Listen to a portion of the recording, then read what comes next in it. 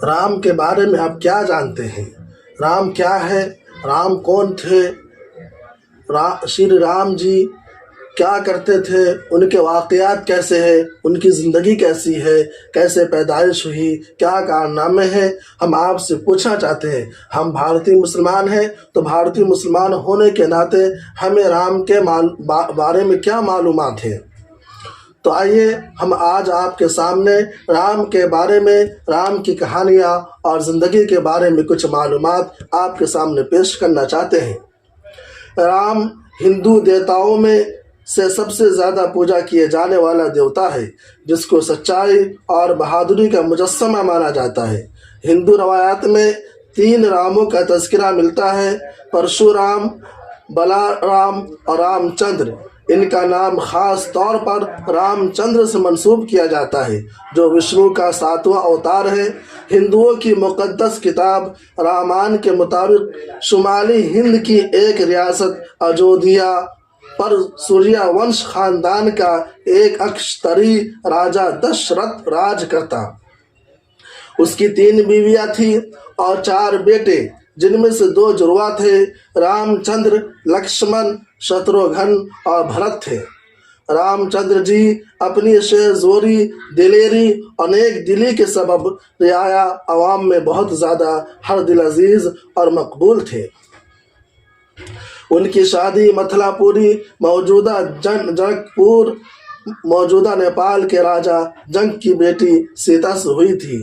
राजा दशरथ की छोटी रानी केकयी ने किसी जंग में राजा की जान बचाई थी, जिस पर राजा ने वादा किया था कि उसके बदले में वो उसकी एक ख्वाहिश पूरी करेगा। राजा दशरथ ने रामचंद्र को अपना जानशीं बनाने का इरादा जाहिर किया और वली अहद बनाना चाहा, लेकिन केकयी ने उसे अपना अहद याद दिलाया कि वो उस लड़के भरत को अपना वली अहद नामजद करे और रामचंद्र जी को 14 बरस का वनवास दे दिया जाए। राजा ने रामचंद्र जी को केकयी की ख्वाहिश और अपने अहद से आगाह किया, तो सादतमंद और वफादार बेटे ने सर तस्लीम खम कर दिया और जनूबी हिंद के जंगलों में चला गया। इस बुरे वक्त में उसकी बीवी सीता और भाई लक्ष्मण ने उसका साथ दिया। एक दिन लंका के राजा रावण का उस जंगल से गुजर हुआ और सीता को उठा कर ले गया।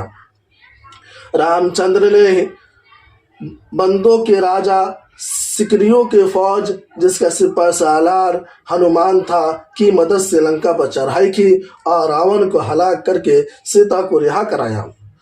दशहरा का त्यौहार उसी फतह की याद में मनाया जाता है। इस अरसे में 14 साल पूरे हो गए थे। सीता को बचाने के बाद राम ने उससे ये कहा, मैंने तुम्हें एक इनाम के तौर पर हासिल किया है।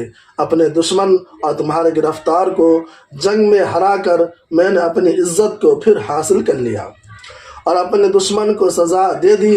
लोगों ने मेरी ताकत को देख लिया और मैं खुश हूँ कि मुझे अपनी मेहनत का फल मिल गया। मैं यहाँ रावण को कत्ल करने आया था और अपनी बेइज्जती को मिटाने के लिए ये मेहनत तुम्हारे खातिर नहीं की।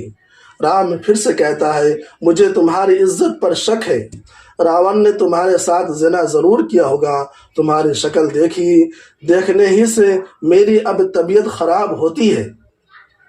जाना काकी बेटी, मैं तुझे इजाज़त देता हूँ। जहाँ जाना चाहती है अब जा।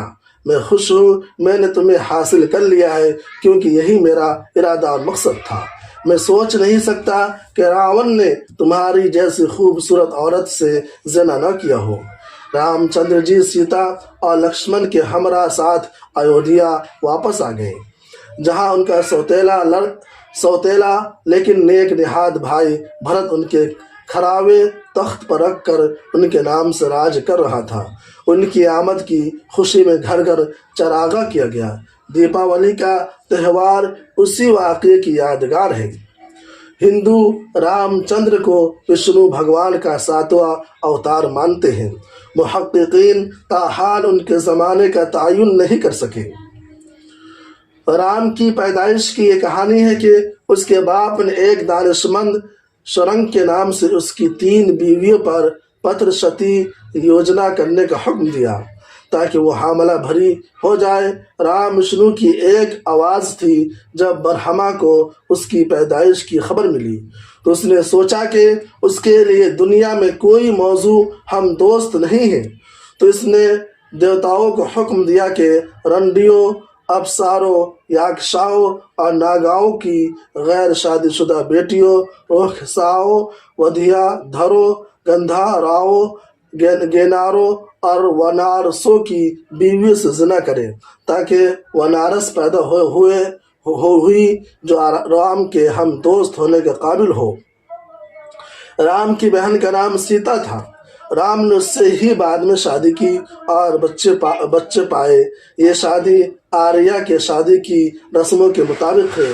राम के अज़वाज बहुत सारी बीवियाँ थी उनकी। उसके पास अपनी ही बेशुमार बीवियों के अलावा और भी ख़वातीन उनसे ताल्लुक़ रखती थी। तो नाज़रीन, आपने देख लिया राम की कुछ हकीकत हमने आपके सामने पेश किया है। अगर आप हमारे चैनल पर नए हैं तो सब्सक्राइब करें और शेयर करें और इस चैनल से फ़ायदा उठाने की कोशिश करें।